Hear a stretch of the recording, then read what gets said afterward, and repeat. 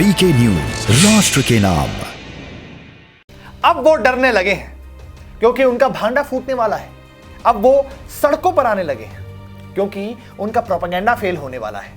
एक कहावत सुनी आपने, एक तो चोरी ऊपर से सीना जोड़ी। गरीबों को लालच देकर उनका धर्मांतरण कराओ और जब कानून लाया जाए उसके खिलाफ गुस्सा दिखाओ, एग्रेशन दिखाओ, अल्पसंख्यकों की पिपूड़ी बजाओ और सरकारों को घुटने पर ले आओ।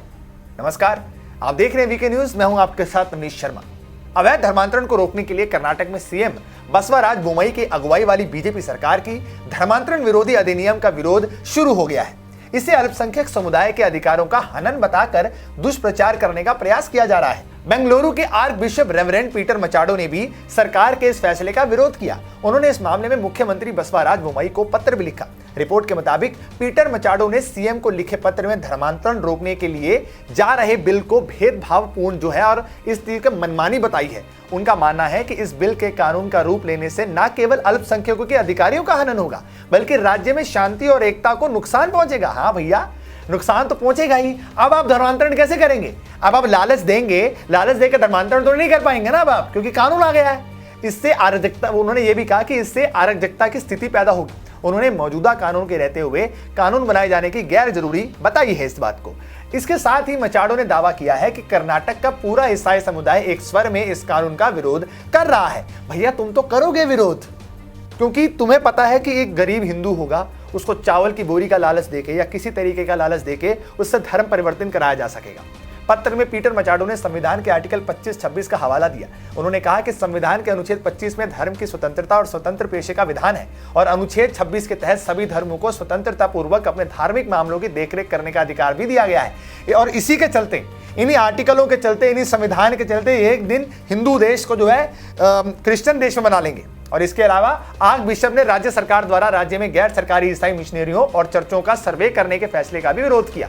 मचाडो का कहना है कि जनगणना के दौरान जब सरकार एक बार डाटा कलेक्ट कर चुकी है तो दोबारा ऐसा करने की कोई जरूरत नहीं है। रिपोर्ट के मुताबिक इससे पहले भी 26 अक्टूबर 2021 में आर्क बिशप ने ऐलान किया था कि वो सरकार द्वारा लाए जाने वाले धर्मांतरण विरोधी विधेयक का विरोध करेंगे। उन्होंने कहा था कि ऐसे कानूनों से केवल सांप्रदायिक सद्भाव बिगड़ेंगे।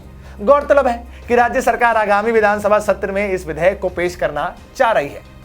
दोस्तों, वो सक्रिय हैं, वो सटीक है अपने धर्म के लिए। उनका मकसद है कि इस देश को क्रिश्चियनिटी की चपेट में लेकर आना है। इस चीज के मिशन के तहत उनको इस देश में भेजा गया है।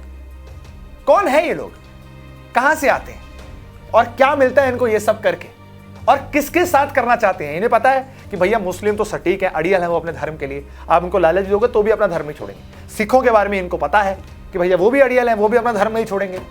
सबसे ज्यादा कौन है इस देश में, कौन है इनके रडार में, कौन है बचा हुआ?